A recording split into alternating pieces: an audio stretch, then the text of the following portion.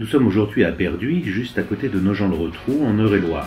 À la fois simple et moderne, ce bâtiment voit ses lignes pures révélées par un bardage en douglas de 40 mm, traité pour l'extérieur. Ce bâtiment industriel est le siège de la société ACDC et DCDC, Power Solutions, fabricant de composés électroniques de haute technologie. Le choix de la solution bois, bardage et lamellé collé en structure, est issu de l'étroite collaboration du maître d'ouvrage et de l'architecte. Pascal Pecchioli, président de la communauté de communes Perche Sud, a aidé au financement de l'opération. Il est important pour nous, dans notre territoire du Perche, qui est quand même un territoire relativement remarquable au niveau des bâtis, d'avoir un aspect extérieur qui s'incorpore dans le paysage et qui permet d'avoir des entreprises qui ne dénaturent pas au niveau visuel. Acteur principal du choix du bois pour son usine, Thierry Liger, directeur général de ACDC, nous fait part des raisons qui ont motivé sa décision. L'utilisation du bois pour l'aspect esthétique et le compléter par des aspects plus fonctionnels et respectant la réutilisation de facteurs naturels. Le système constructif retenu est une structure poutre et poteaux lamellés collés pendulaires, comme nous l'explique Didier Legrand, directeur de l'entreprise Jams, à Bressé dans la Manche. La structure en bois lamellé collé, de 27 mètres de portée, est entièrement réalisée en structure bois, arbalétrier et poteaux. La volonté et le souhait du client était de réaliser un puits de lumière central qui a été exécuté sans difficulté grâce au lamellé collé et qui nous a permis d'avoir 600 lux aux tables de travail souhaitées par le client.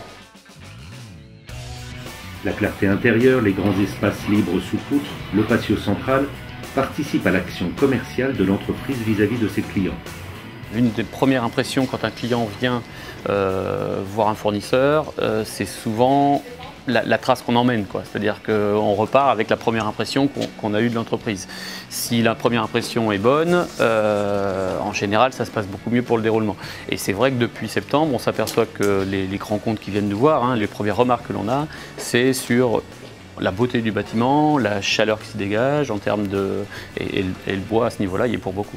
Ces grandes portées et cette hauteur de nef sont autant d'atouts pour l'avenir, ainsi que nous le détaille Michel Josso, architecte à Belém. Pour avoir la possibilité, déjà dans la partie stockage, de pouvoir bénéficier d'une mezzanine pour mettre le petit matériel. Et on a aussi la possibilité dans la partie bureau de refaire un étage supplémentaire. Pour une extension de bureau, on a la possibilité de réemployer ce bâtiment pour un autre industriel si jamais il venait à évoluer et à déménager pour s'agrandir par exemple.